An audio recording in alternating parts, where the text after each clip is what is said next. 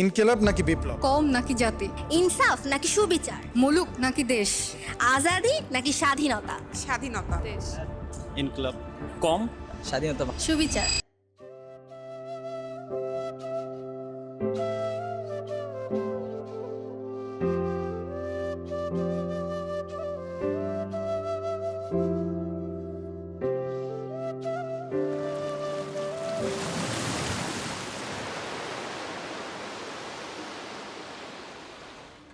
এই বছরের ফেব্রুয়ারিটা ছিল একটু অন্যরকম। বহুল প্রতীক্ষিত নির্বাচন, নতুন সরকারের শপথ, এর মাঝেই চলে এলো পবিত্র রমজান। মাঝখানে বইমেলা শুরু হতে দেরি হয়ে গেল।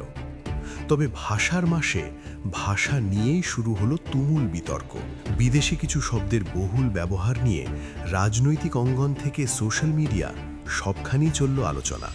আমাদের দেশে এখন আমরা বাংলা ভাষার সাথে আরো বিদেশি অনেক ভাষার শব্দ মিক্সড করে কথা বলি, যেটাকে অনেকটা ভাষার খিচুড়ি অনেকে বলে। তো আপনার কাছে কি মনে হয়, আমাদেরকে এইভাবে কথা বলা উচিত বা উচিত না? আপনার মতামতটা কি? আমাদের বিদেশি ভাষাগুলো আস্তে আস্তে পরিহার করা উচিত। ইংরেজিতে একটা প্রবাদ বাক্য আছে যে ডাইভার্সিটি ইজ বিউটি, মানে বৈচিত্র্যই সুন্দর। তো এই যে ভাষাগত সংমিশ্রণ, যেটা এখানে আমাদের আরবির সংযোজন ঘটেছে, আর ইংলিশ ঘটেছে, তারপরে ফার্সি, তুর্কি, বিভিন্ন ভাষা ঘটেছে। তো এটা অবশ্যই বাংলা ভাষাকে সমৃদ্ধ করেছে, এটা আরো বাংলা ভাষাকে আরো সুন্দরতর করে তুলেছে। এটা বাংলা ভাষার স্বকীয়তা নষ্ট হয়নি, কিন্তু সৌন্দর্যটা বৃদ্ধি পেয়েছে।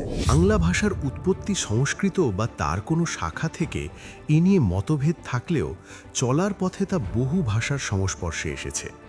সুলতানি ও মুঘল আমলে ফার্সি ছিল রাজদরবারের ভাষা, আর ধর্মীয় প্রভাবে প্রশাসন ও দাপ্তরিক কাজে আরবি ফার্সির ব্যবহার ছড়িয়ে পড়ে। পর্তুগিজ ও ওলন্দাজদের বাণিজ্যের সাথে আসে বহু ইউরোপীয় শব্দ। পরে ব্রিটিশ ঔপনিবেশিক শাসনের 2 শতকে ইংরেজি হয়ে ওঠে শিক্ষা ও আধুনিকতার প্রধান ভাষা। আর ভারত, পাকিস্তান ও বাংলাদেশের ইতিহাস তো ওতপ্রোতভাবে জড়িয়ে আছে। আপনার দৈনন্দিন জীবনে আপনি কোন যানবাহনটা সবচেয়ে বেশি ব্যবহার করেন? রিক্সা ব্যবহার করি। আচ্ছা, আপনি কি জানেন রিক্সা কোন ভাষার শব্দ? জাপানি ভাষা শব্দ। ডেঙ্গু কোন ভাষা থেকে এসেছে? এটা সবই জানি না। আমি আমার বন্ধুর ঠিকানা খুঁজে পাচ্ছি না। এই বাক্যতে বিদেশি শব্দ কোনটি? ঠিকানা। আমরা কি আদৌ জানি প্রতিদিন বাংলায় কত বিদেশি শব্দ ব্যবহার করছি? আজ বৃত্ত টিম সারাদিন ছিল 21শে বইমেলায়। উত্তর খুঁজেছে এবারের 21শে ফেব্রুয়ারিকে ঘিরে সোশ্যাল মিডিয়ার সেই বিতর্কের।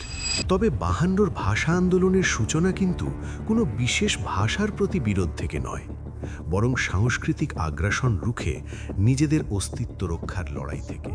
আবৃত্তি করছি কবি অন্নদা শঙ্কর রায়ের নেমন্তন্ন কবিতাটি। যাচ্ছ কোথা চাংড়ি পোতা, কিসের জন্য নিজের ভাষা সকলের কাছেই সুন্দর।